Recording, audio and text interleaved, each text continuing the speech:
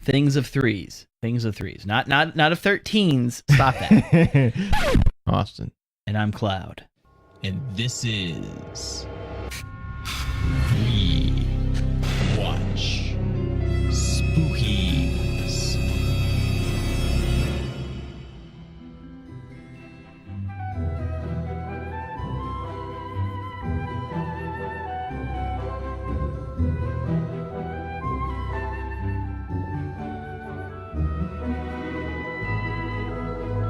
Today's movie is The Haunted Mansion. The Haunted Mansion is a 2003 fantasy comedy horror film directed by Rob Minkoff, starring Eddie Murphy, Terrence Stamp, Nathaniel Parker, Marsha Tomlinson, and Jennifer Tilly.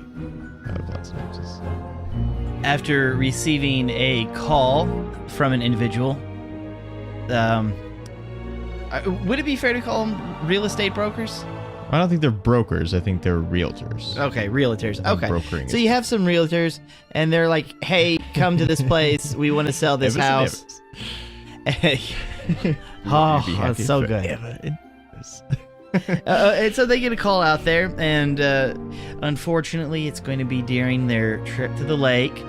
So they gather up the whole family, and they end up going to the mansion. They discover a plot, which is pretty much everybody's dead.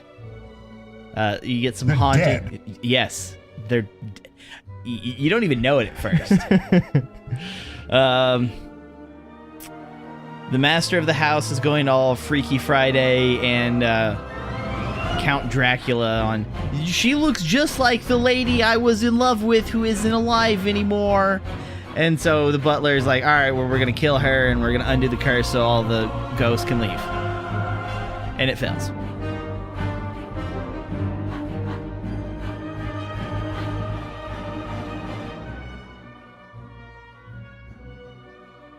But does it fail because they stopped trying?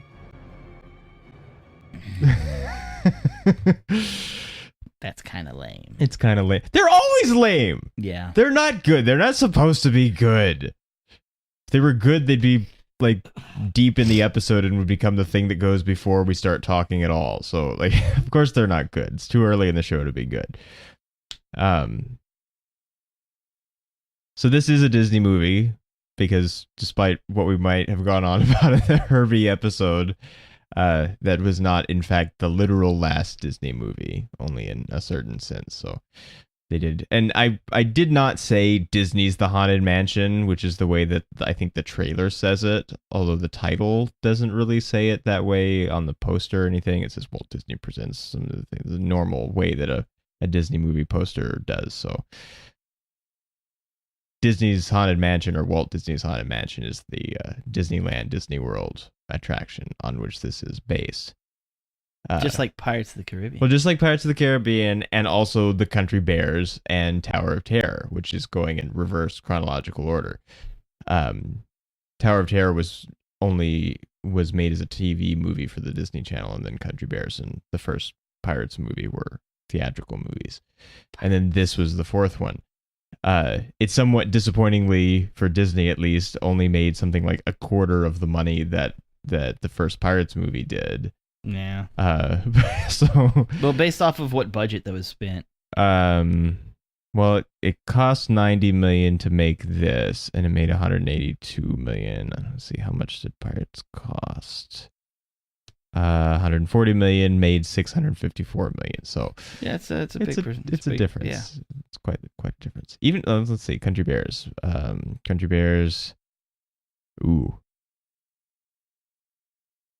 Surprised we got a Pirates of the Caribbean movie because Country Bears cost $35 million and made $18 million. So, and then they went on to make which is a big shame because I'm much appreciative of Country Bears. I think that it does exactly what it wants to do, and it's really great at it, and it's very enjoyable, and also a masterpiece of puppetry and costuming and stuff.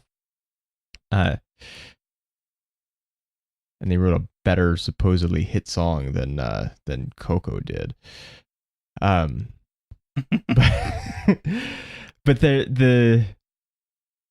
so they made this because they're just going through the park basing movies on various things in the park. Yep. At this time, because they're all fairly close together. It's 97, 2002, 2003, and then this is also 2003. So this came out in later in the year. I think Pirates came out in the summer, and then this came out in November. Like almost like November 26th, so almost December. So they like pushed it way back from Halloween. Which is kind of odd. I mean, it doesn't take place on Halloween or anything. Nah. But it's still like a haunted house kind of movie. And I don't know, like Tower of Terror does take place literally on Halloween. And there's no like Pirates Day or bears that play country music day. So there's they could have been released anytime.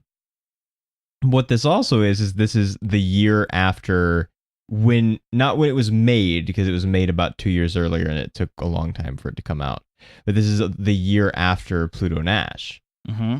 And there's like this period of Eddie Murphy, it like is generally just really enjoyable to just watch him behave. And like even things like the way that he like fiddles with like the waist of his pants all the time is like consistent in everything that he's in during this time. And almost like especially like this is what would happen.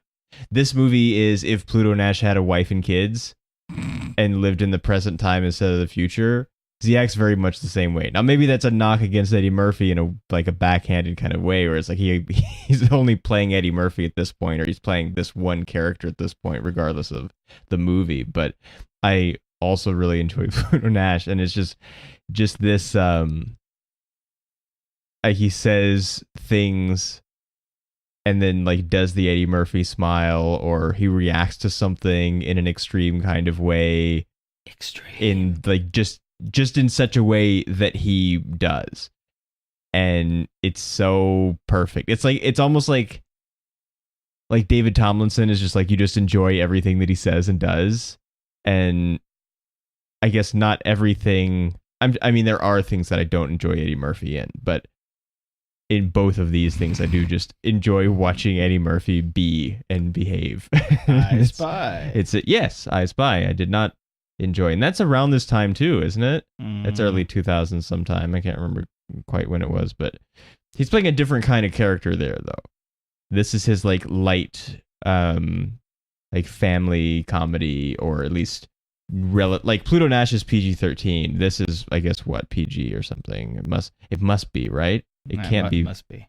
Yeah. Okay, it's PG. I was like, it can't be PG-13 because you can't say crap. Well, well, not just that. Although it does have the distinction of being the first movie to air on the Disney Channel to have other language besides hell and damn, because he says, what's the line? He says big ass termites. And no one had ever said any such thing on the Disney Channel before.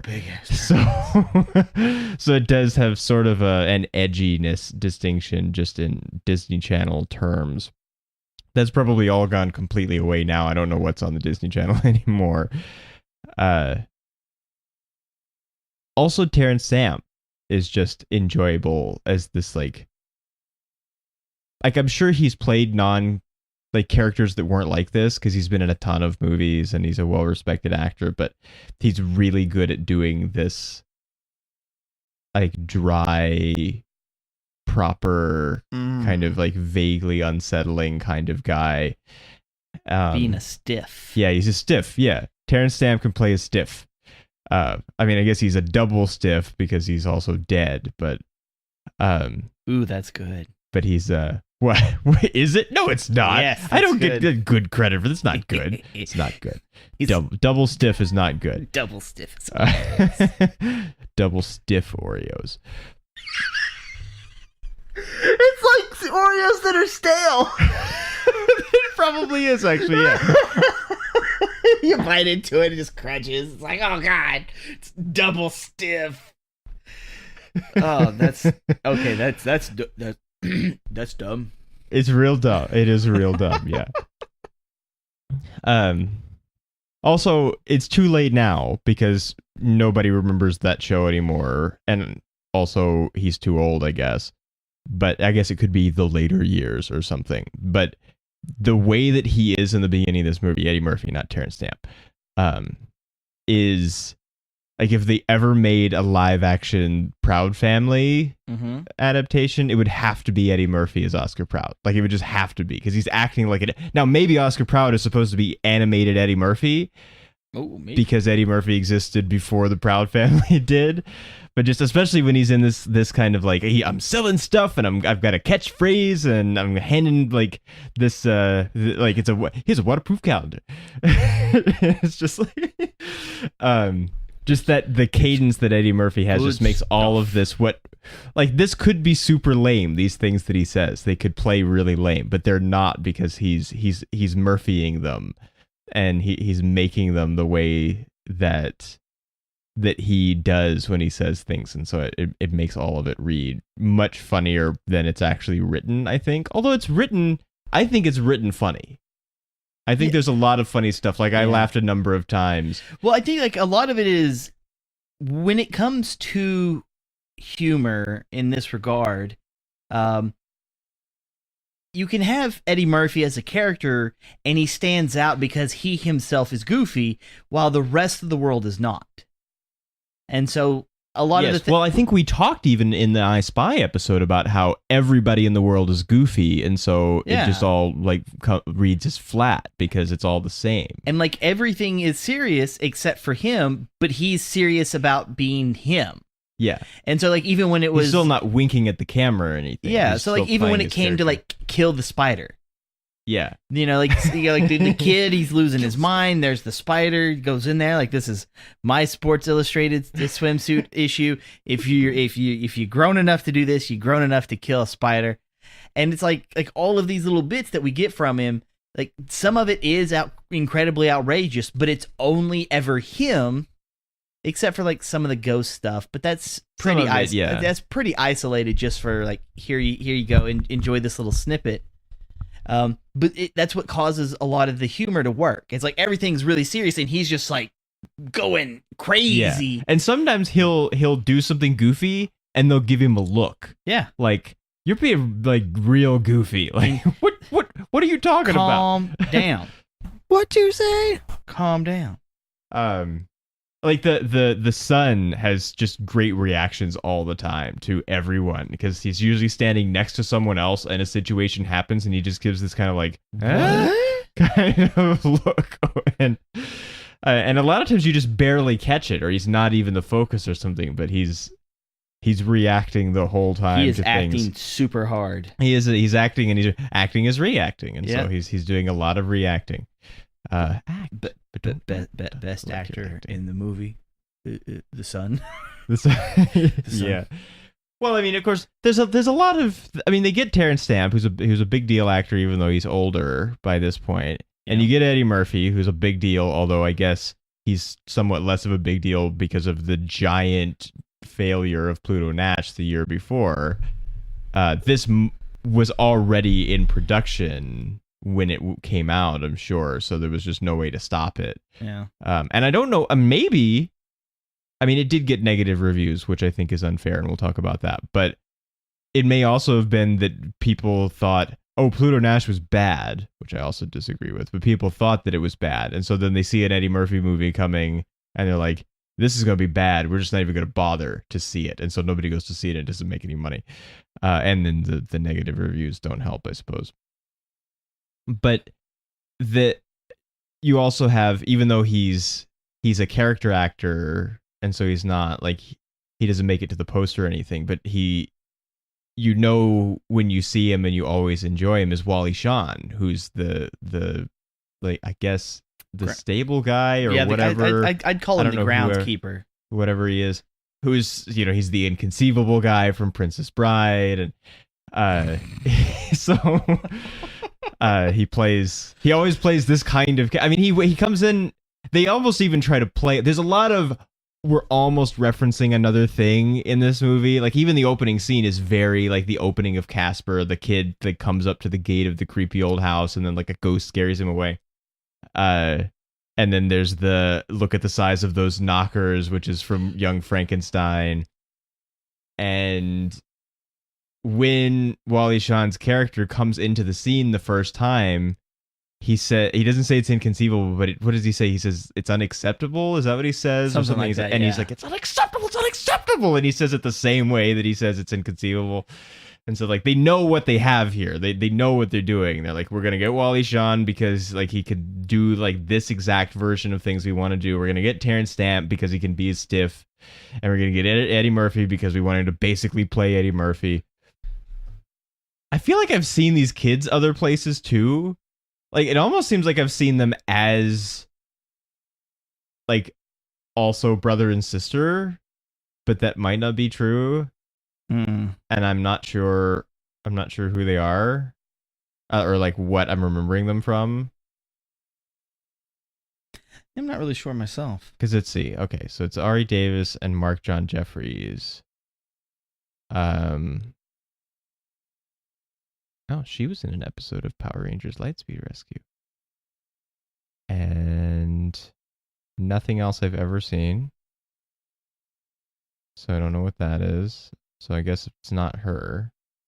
He was Mark John Jeffries is in much more stuff than she was. He's been in a fair amount of TV, and also he's mostly like, well, he was young Marcus and Gary Richard Die Trying, but he's a lot of times he's like Kid or additional voices or Bus Stop Kid, which is in the second Charlie's Angels movie. And in Spider-Man 2, he plays Amazed Kid. And I don't remember him specifically from that. He is in Stuart Little 2, though, so maybe I remember him from that, but she's not in that, so I don't know. But they seemed especially familiar for some reason.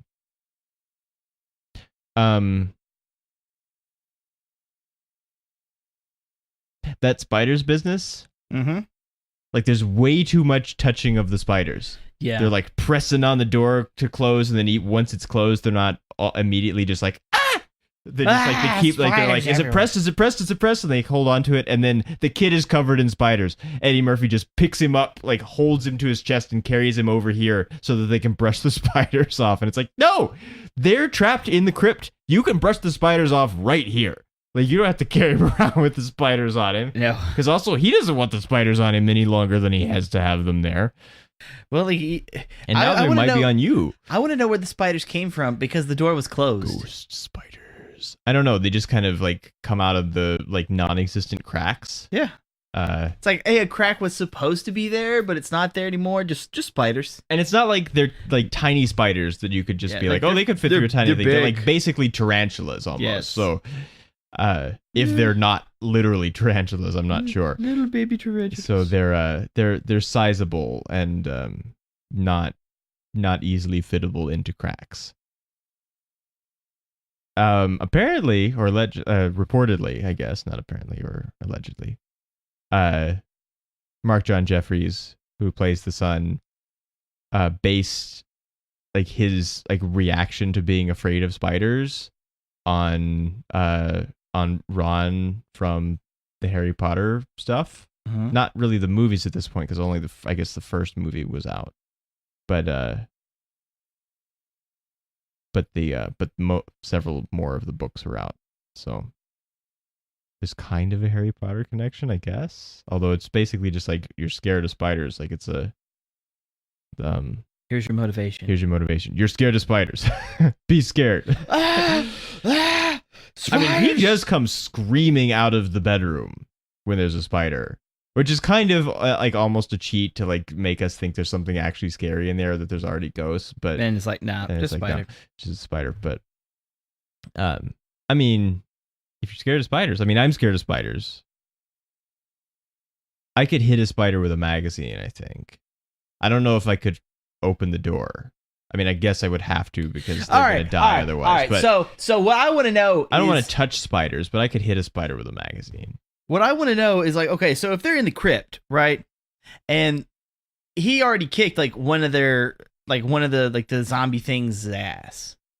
Like he just knocks its head off. Just like they don't seem to be that strong. All right. Yeah, but there's a bunch of them. But see, that's the thing is he's got them in like a corridor. Like they're like all compressed, so they can't surround him or anything. You just think like you just be like swinging them hands, son, knocking them jaws. Well, he does get really acrobatic later when he's fighting the suits of armor in the hallway, where he's like rolling and diving and jumping and having swords go every which way around him. I know he can do this. Just do it. And so it's like I understand like we have to have this and like the zombie skeleton things, which are I really like those designs. I like skeletons. I like zombie skeletons. It's like they still have like a little bit of meat where you can tell they're not just bones. Like I like that look because then it's like it's like a costume you can put on a person and you can have an actual actor do it instead of worrying about like, oh, is it like puppets? Is it like an animatronic kind of thing? Is it going to be CG? Like, nope. It's a good, healthy design. As long as you got good makeup, you got good prosthetics, you can put that on a person, and then bam, there you go, skeleton zombie. Grade A. I think they did great for that. But I can understand like you got to have it. It's got to be scary. There's a whole bunch of them. They're coming out of the walls, just literally coming out. There's out of the wall. Like they just break the wall like, open and then just stick arms out. Yeah. Like, all right, that's cool. I like that. Just so you can have like the panic at the door, not at the disco, at the door. I was thinking it too. I was cutting people off on that one. I wasn't gonna say it, but I was thinking it. Just to have him like, oh, we got to conquer our fears kind of scene that doesn't. Yeah, there is a little bit of, you see, Timmy, why don't we learn something while we're here? And it starts early in the movie, but it's not just he's teaching the kids, it's he's learning to like deal with the family and not be like a workaholic or something. But well, it's like his lesson kind of comes around full circle, and I guess the son's does too in a way, because like he doesn't want to deal with the spiders, but at the same time he's not actually having to touch the spider.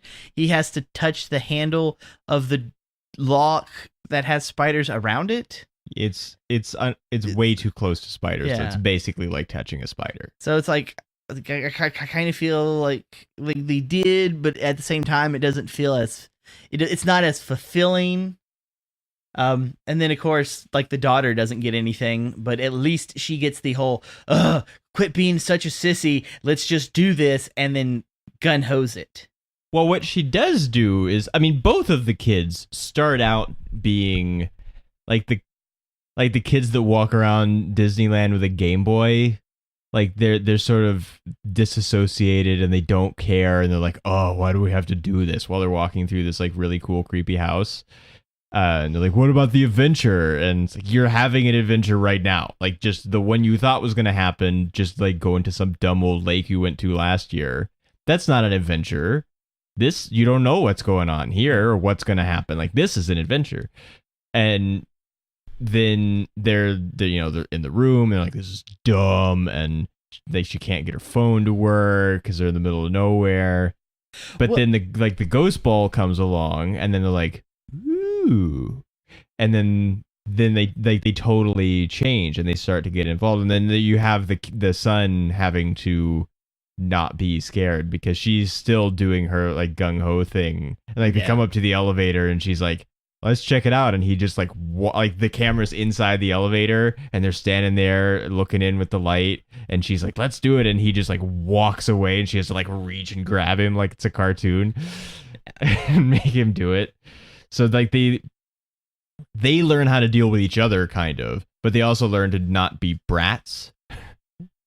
I mean, they do it really quickly, but because there's like an actual ball of like ghost energy or something floating in the room. It's not a speculation. Like it just shows up like really early. Well, and we're at least spared they both see it. Yeah. Because he sees it, he's playing with the music box, which has like zero importance basically, even though it's in animated form in the opening titles. It's like, here's some foreshadowing for the audience, and that's the only reason it exists. Yeah, but so he sees it, and then he screams, and she comes into the room, and then she sees it. So it's not like he sees it and then it goes away when she comes in. Like we don't have to go through all of that bogusness that we normally have to. Yep. It's like, and that we just had to do in Ghost Ship. So going straight to it. Which I think is good for the storytelling elements, since we are having to be broke up between 3 different parties. Yeah. Because we have the kids, we have Eddie Murphy, and then we have like the wife and the housemaster. Yeah. And so it's like we have to deal with this scene and this scene and this scene, and the movie can't take forever because it's meant for children. So everything has to be fast, and it really is. Like, it moves very quickly, so even though it's only like an hour and a half, it doesn't feel like you spent an hour and a half watching it. Yeah. Which is good. This is 2 minutes shorter than Ghost Ship was. Ghost Ship was 131 and this is 129. So they're very, very similar, but they do feel very different. But it's not short in such a way that even though I still like really, really enjoy it and I think it's amazing and I still have a close attachment to it. I think we've talked about on the show before, like when we went to see The Lion King when they did the theatrical re-release several years ago. We talked about it. And realizing how short, like how fast it feels like it moves, that it didn't seem like just in memory. It's like bam, bam, bam. It's just like bam, things done. happen. Like there's no time where things don't happen. And there's no time in this where things don't happen, but it doesn't have if there's like time, a things are compressed happening. feeling where it seems like we missed things because it's moving so fast. Except for dinner, because they don't seem to eat dinner, but then they seem to have eaten dinner after, because then he mentions like he thinks he's hallucinating because of the chicken or something. But we didn't see any chicken. We didn't see anybody eat anything. How would they even have real food? Everybody's ghosts. I don't know. Well, there seems to be some. I don't know. This again is the like. So what powers do ghosts have? Okay.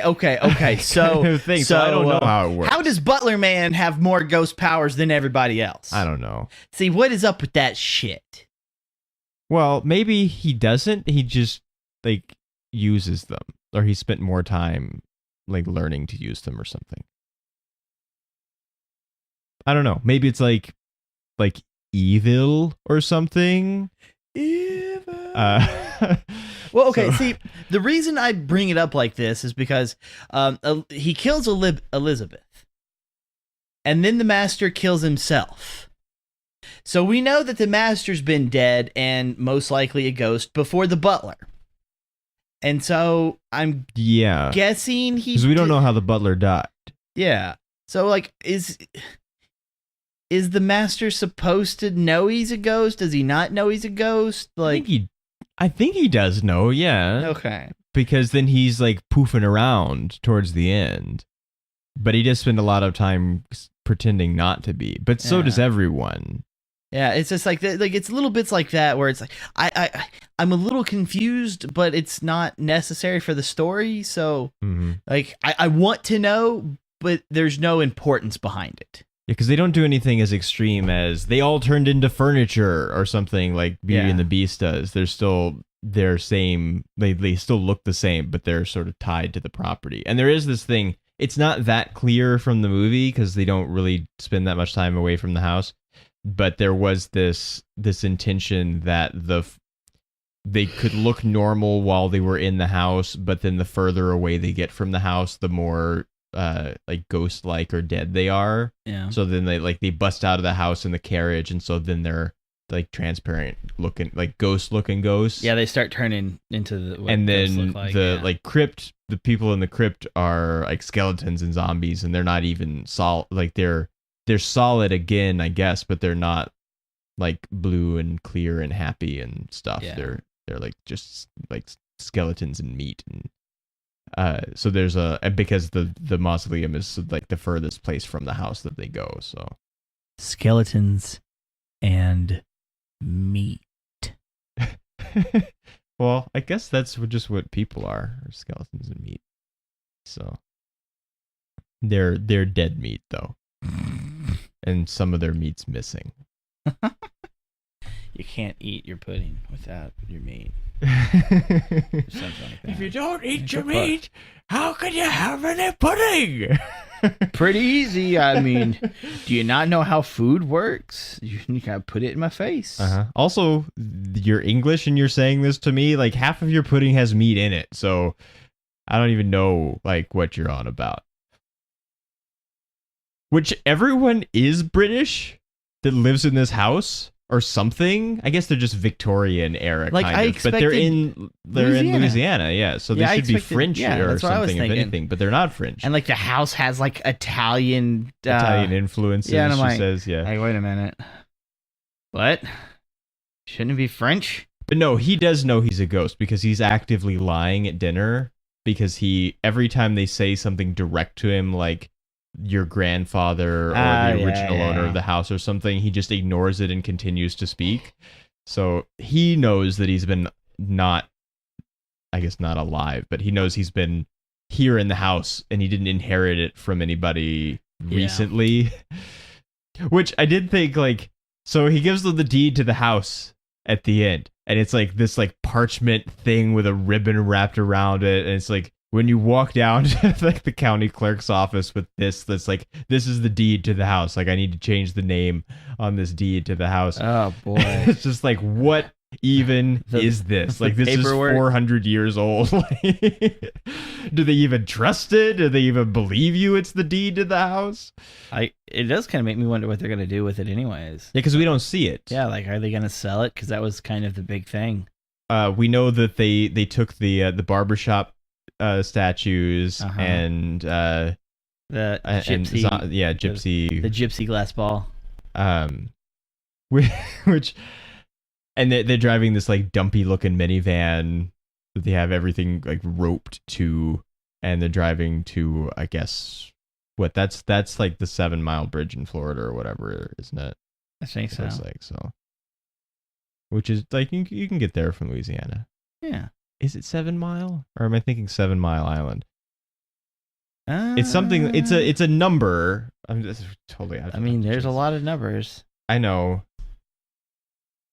7 Mile Bridge.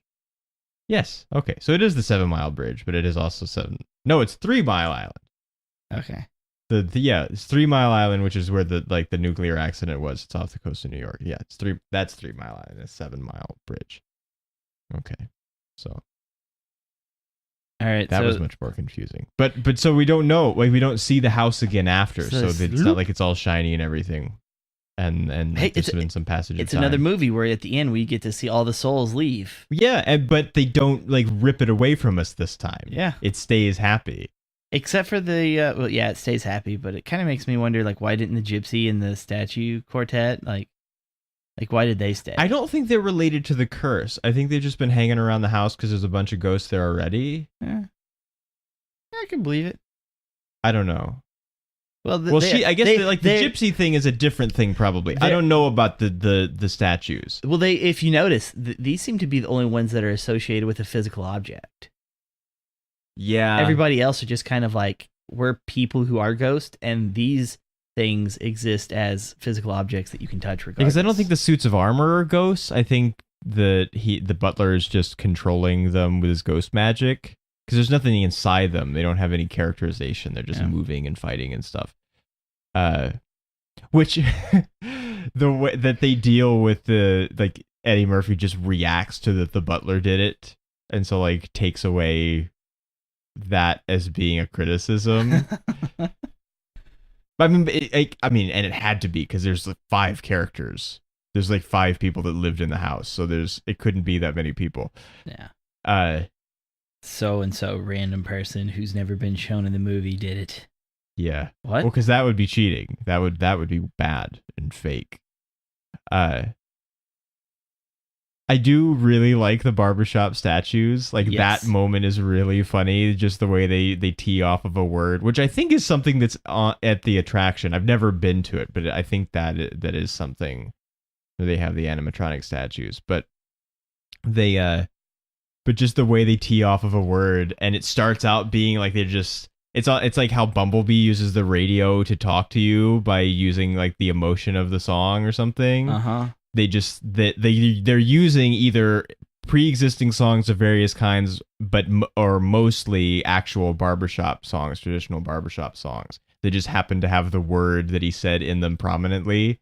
And then they just start making stuff up based on what he's saying. They just run out of songs, and then they're just quoting what he is, but they're doing it in basically to Old Mill Stream, which is the one that they start with. And then that's what the end is. The song at the end is just Down by the Old Mill Stream. And also he says, like, your harmony's real tight.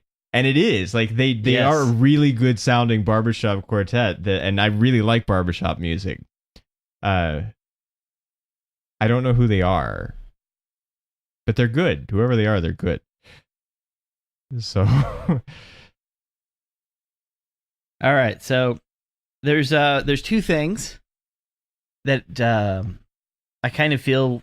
Well, one I feel is a missed opportunity. Whenever you have Eddie Murphy and he finds the secret door, and he doesn't make a comment about charging extra. Yeah, that's true. He doesn't do that. Like, he doesn't say anything regarding, like, ooh, secret passages. You got to put that, like, on the listing. Which actually, I think that is the weakest moment in the movie, where he's just like fiddling with the making it open and close. And I think it's only weak because he does it too much. Yeah, it goes on for too long and gets too silly. And we're spared the he breaks it joke, which is normally at the end of this kind of thing, but it still goes on for much too long. Things of threes, not of 13s. Stop that. 13 ghosts. Yeah. And the second thing would be the people love bathrooms. People love bathrooms. People love bathrooms in houses and cup holders in any kind of vehicle. And you just gotta list that. It doesn't even matter. Like, oh, we have 4 standard, like in everything else that's supposed to be standard. Just put it down anyways. They have to know. They're like, ooh, it does have cup holders. I was worried for a second. You know what it also has? Dead people in the backyard. Dead people in the backyard. Which is the only thing that I remembered in specific from this movie, because I have seen it before, I'm pretty sure. But I didn't, it was like seeing it for the first time this time. Yeah. Because I basically didn't remember anything. But I remembered that moment, because I've always liked the way that he doesn't say the backyard, he says the backyard. And so there's this weird emphasis that's very Eddie Murphy. But they called it something else, so they wouldn't have to say a cemetery in the backyard. Oh yeah, it's spacious. No, what is it? The spacious mansion with like sprawling grounds or something like that. That was before. He spins it. It was It had to do something with like historic. Oh, like historic importance or whatever. Yeah, I don't remember. Because he says that, and then she's like, "Ooh, that's good. We got to keep that." Yeah, it's like, oh yeah, got to look on the bright side. I mean, there are things that I guess that are sort of, I mean, not as time sensitive as people getting high in the Haight-Ashbury district, but yeah, he mentions Bob Vila, which I don't think is, like, he hasn't been on TV in a little while. Like, This Old House still is on TV, but it doesn't have Bob Vila on it anymore. Is it really This Old House thing? I feel like not. It's like someone else painting Bob Ross paintings. Yeah. Like, you kind of need him. Even though he did like no work most of the time, he just walked around and was like, let's go look at this and have somebody else explain how to do the work and then leave them to do the work while we walk off. But he was the personality. He was the personality of the show. Yeah, I'm gonna saw this board in half. Like, he would just do like easy things. Like, literally, it was like that.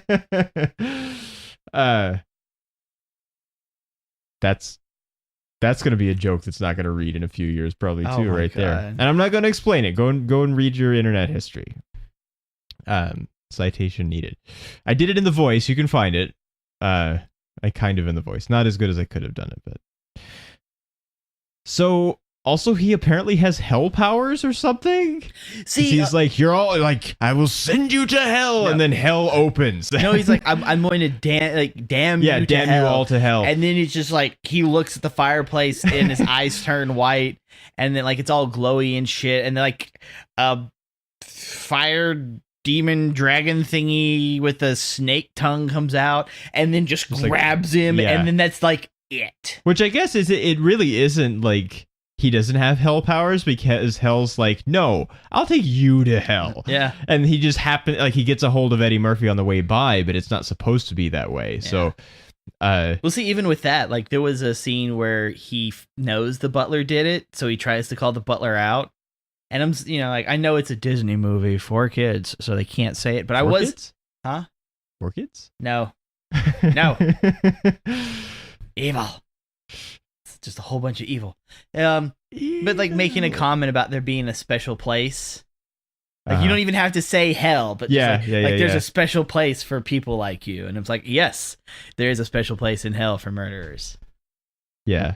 Which also for suiciders, I thought. But then it's okay, apparently.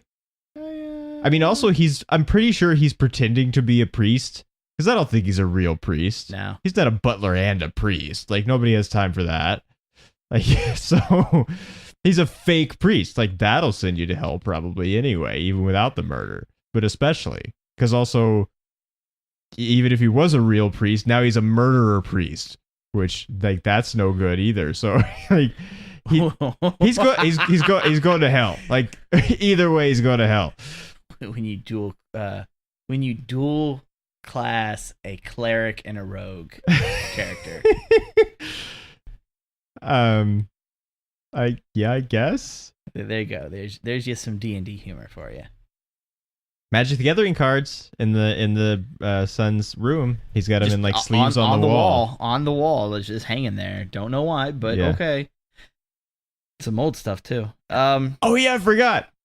The clock strikes 13. What is this? What are you talking about? The clock strikes 13. I want to know why the instruments were chasing Eddie Murphy through the hallways. Like, why instrumuments? Is it like part of the attraction? Louisiana, I guess. I don't know, because it's kind of it's a trumpet and it's there like a drum and a violin. No, a harp. It's a harp. Yeah, there's a violin there. Is there a violin? Yeah, it was like in the end. Okay. I guess. Flashbacks to the kids. All right, so if you've watched enough movies, you can tell when a movie is going to do a flashback. And so what we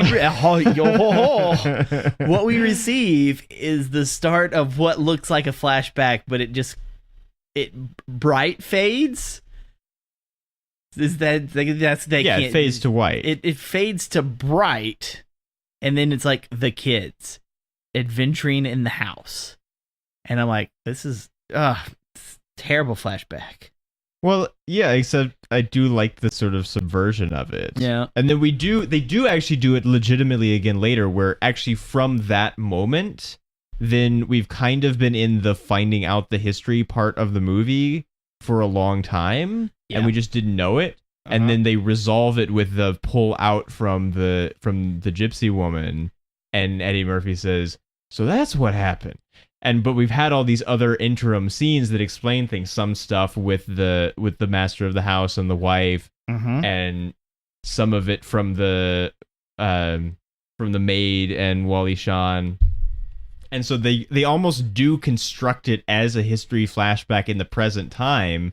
But it just doesn't, and they begin and end it in the normal way, but it's just like, I don't know, 35 minutes of the movie or something. And so it's a really interesting construction. All right. And my last noted comment is, she is 13 years old. How does she know Latin? She studied it for 3 years. But do they teach kids that young Latin? Like where was this? I don't know. Because I know they don't. I know they don't have schools. They do not have online courses at the moment. It is like only 2003. Yeah. Everybody's walking around with flip phones. So like, I want to know. Like, I'm not saying you can't learn Latin when you're 3. It just 3 when you're 10. But Mandarin. Does anybody remember? You remember that the Cheetos commercial?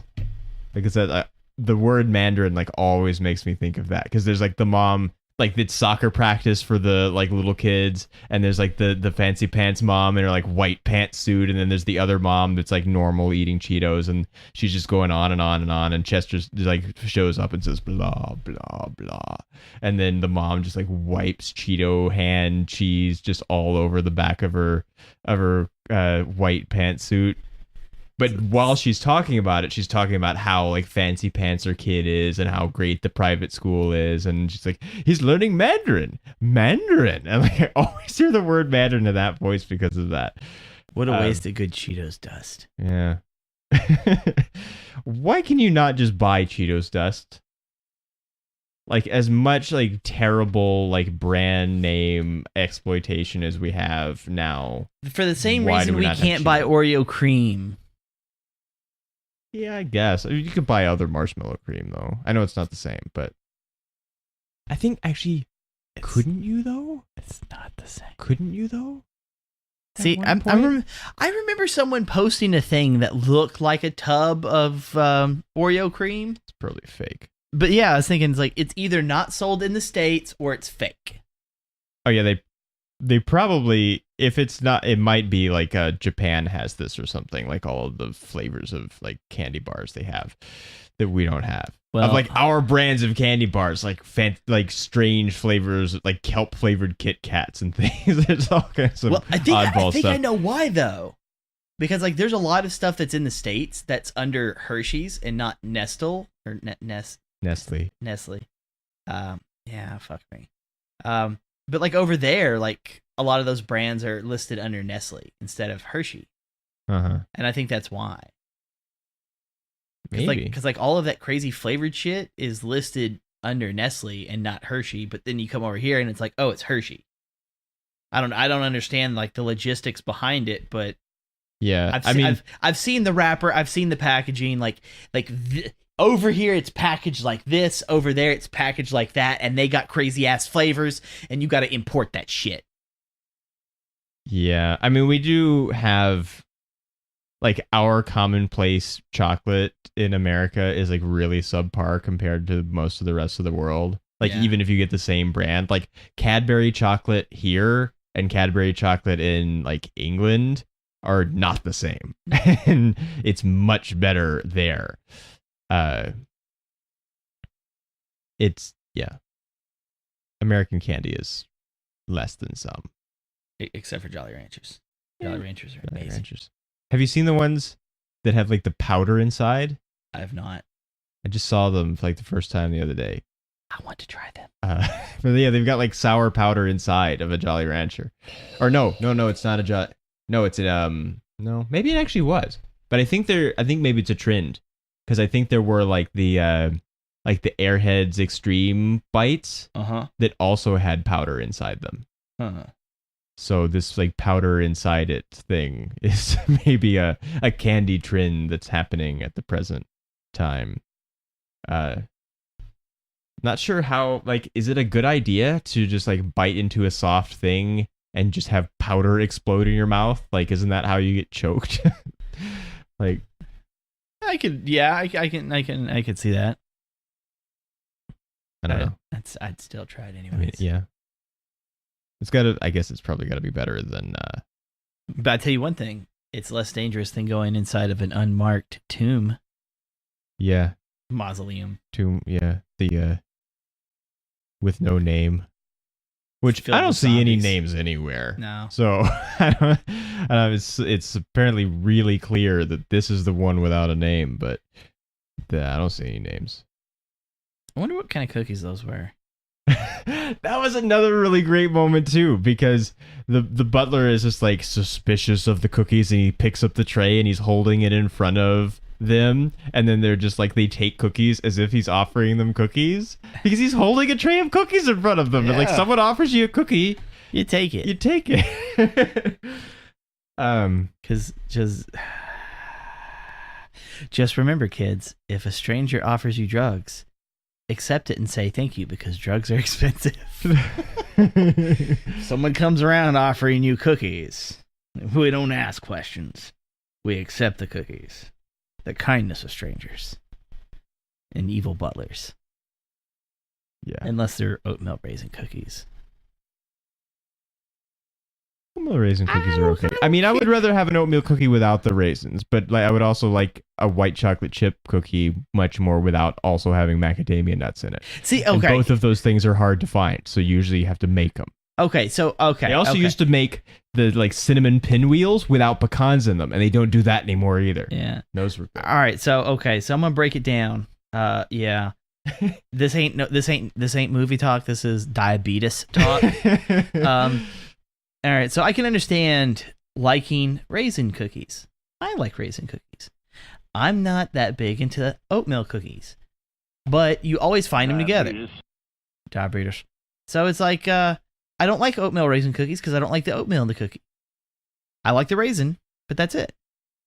I like chocolate chip cookies, but I don't like all chocolate chip cookies.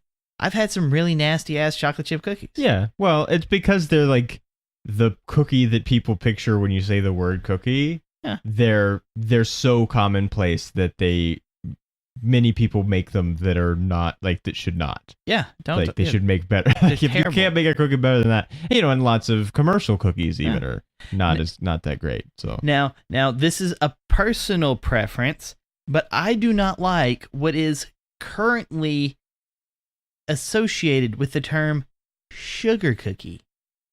Like where they're big and puffy and they've got like a layer of frosting on top of them, and you can get them like in designs or sprinkles and color. I don't like that stuff. yeah, that's sugar cookie as a vehicle for carrying icing is what it is. And Yeah. it's not a real Like when you say sugar cookie, my immediate thought goes to like old people sugar cookies, which Yeah. are like they are really bright yellow brown. They are thin. They are crunchy, and they've got like granulated sugar like on the top of it that's been pressed in. but it's baked in. Yeah. Well, you press it in and then you bake it. Yeah. But it's not like you sprinkle it on after and press Yeah. it in. It's like you bake it. It's baked on. Yeah.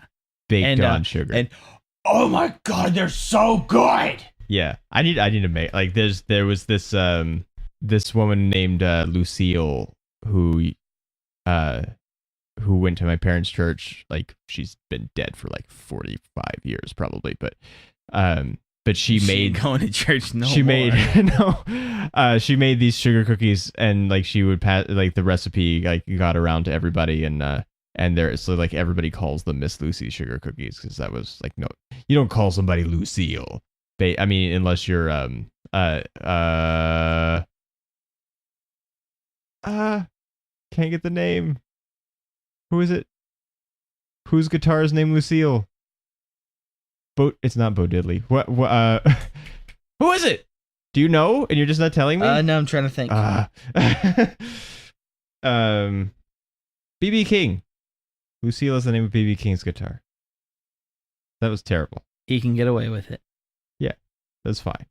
But like, Lucy, like, famous Lucy, Lucy isn't who she's named Lucille, but receiving have you ever heard her transmissions call from the Russians in my feelings, Yeah. Lucy? radio? Yeah. She's Lucy. Like, you don't call her Lucy. Like, she's Lucille Ball in like credits for things because it's like legal and stuff, but she's not Lucille. But so and they are what you mean. Like, I think if they're brown, you probably overcooked them a little bit. But Yes. yeah, and they're not supposed to be crunchy. They're supposed to be like they have a texture to them, and they crisp, can whatever. they're crisp. Yeah. So yeah, that's a sugar cookie. Not you bite this like into it, you crunch. you bite into it, and if you can get through the icing, then the cookie is all like bendy and soft, like a snickerdoodle or something. But it's just white and nothing, and it really is just like it's a nothing vehicle to carry nothing icing, because like there's like the icing is just like, ooh, that was sweet, and then it goes away, and so there's just like nothing. It's a nothing cookie. It's not even like it's tasty, flavorful icing. It's That's like what I mean. cheap- It's just nothing. There's just nothing. The thing I don't understand is how they're made and then they're packaged and sold. I've never seen anyone make sugar cookies like, I'm going to make sugar cookies at home, and they turn out like that. No, I have no idea. They look molded almost. Yeah. Everything about them is fake and awful, and I don't want to eat them. But you're right, they have kind of taken over. They show up like office parties and people bring them to school and they're like Disgusting. off to the side at birthday parties and things. It's just like someone bring cookies and that's what you. It's like that's not a cookie. Someone I don't bring wanna the eat this. diabetes. Like I don't want to eat these cookies. I don't. I'm not gonna. It's like someone bringing Dr. Thunder when I'm like, get some Dr. Pepper. Like, is Dr. Thunder okay? If you want one or the other, yes, there is a difference, and no, it's not okay. But because I grew up drinking Dr. Thunder, I do like it as a particular taste, even though it doesn't taste the same as Dr. Pepper. So I'm not anti Dr. Thunder. I buy it sometimes. I like it. Mountain Lightning. But yeah. Mountain Lightning tastes like shit. Dr. Thunder's original name was Southern Lightning. Just like those it sugar changed. cookies. No. It's nothing. There's nothing lightning about those cookies.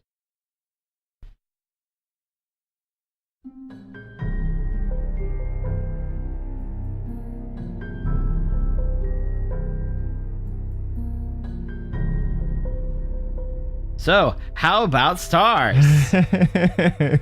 Well, I'll give it 4. I quite enjoyed it. I liked the humor in it.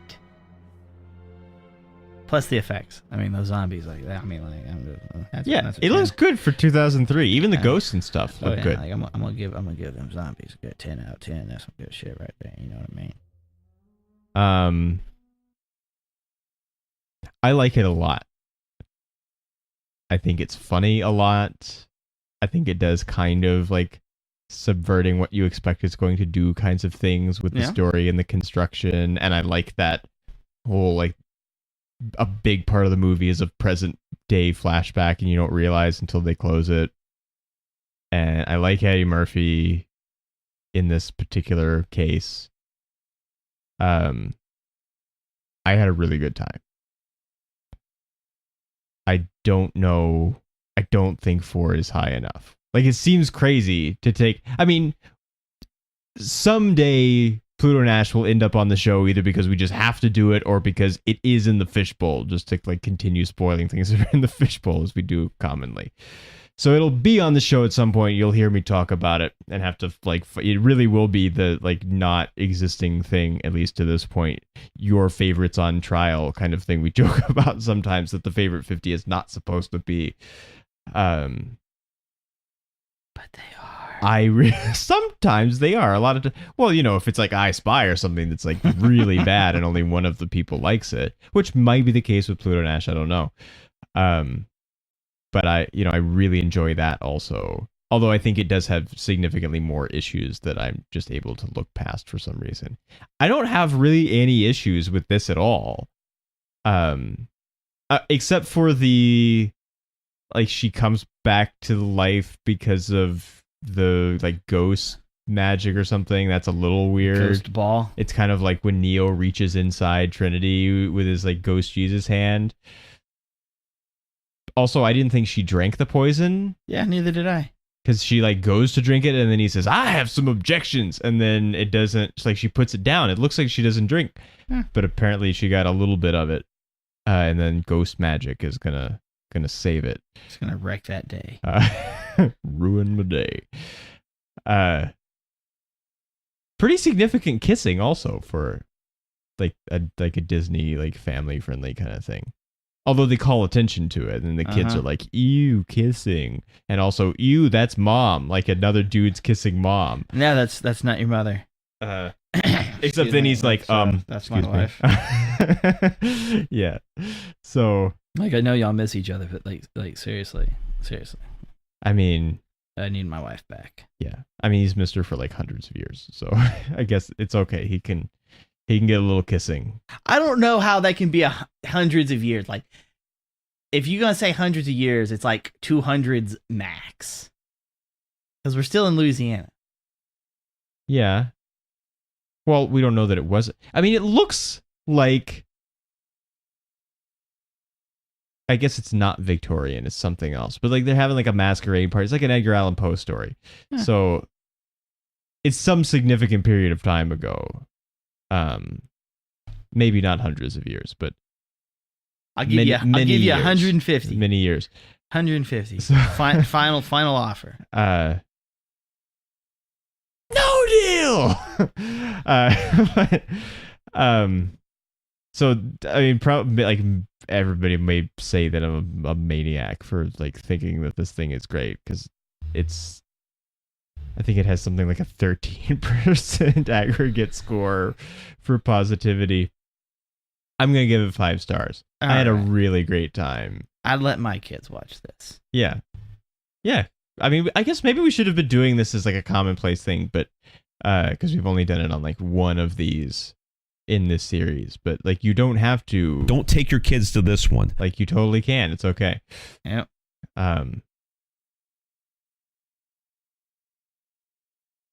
it's fun. You could take your kids to this one and not like beat your head against the wall the whole time it's playing, like you'd have to with a lot of things. So, yeah. I don't know why everybody hated it so much. Like they said, it was not scary and also not funny. And well, I will say most of it's not scary. I mean, the spiders thing is just like, spiders, and that's just because I'm afraid of spiders. Ew, spiders are nasty. But it's not, I know it says fantasy comedy horror film, which is only on Wikipedia. It's not on IMDb. It just says comedy, family, fantasy. It doesn't say the horror part, but I mean, so, like, if you're a kid or something, like when the zombies start coming out of the walls and stuff, like that's a little intense, probably. So like, there's some stuff here that could be scary. Yeah. Depending. But it's it's not it's not supposed to be, So I think it's funny, but what do we think about scariness? Yeah, I'll give it a 1. Because even with the zombies, like, personally, that stuff was cool and I liked it. It's cool, but not scary. Yeah.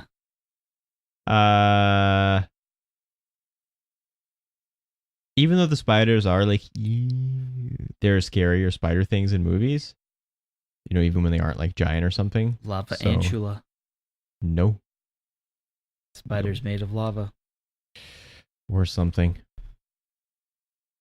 It doesn't have to be true. It's not a shark made of a tornado, so those rules don't have to apply. They could just be spiders that live in lava, and there's just a lot of it dripping off of them. We don't know. You haven't watched it yet. Not yet. So they probably are made of lava because it's probably extreme. I think I guess I'll give it a 2 for scariness, mostly just for the spiders. We're spared jump scares also, mostly. Like Eddie Murphy gets jump scared sometimes, but they don't do it to us. Oh, and also the screaming. Like the daughter's screaming when the zombies are coming out of the walls, but it's mixed really low, like under the music, and so like you can hear that she's screaming, and it reads that she's screaming, but it's not abrasive and it doesn't hurt to listen to, and also it's the only time. Yeah, you're not beating yourself over the head. It's not just like, stop the screaming. So it gets points for that too. Not points for not scariness points, but because screaming that's not uncomfortable to listen to is not scary, but it gets other points for that.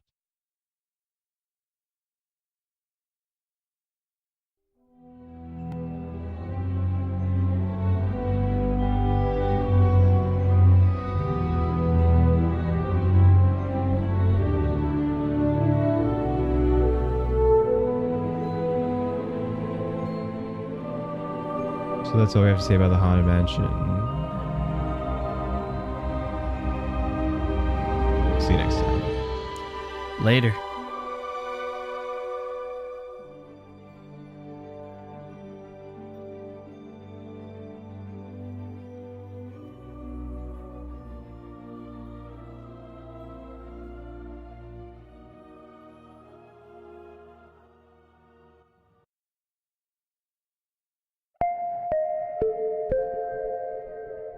Hooray!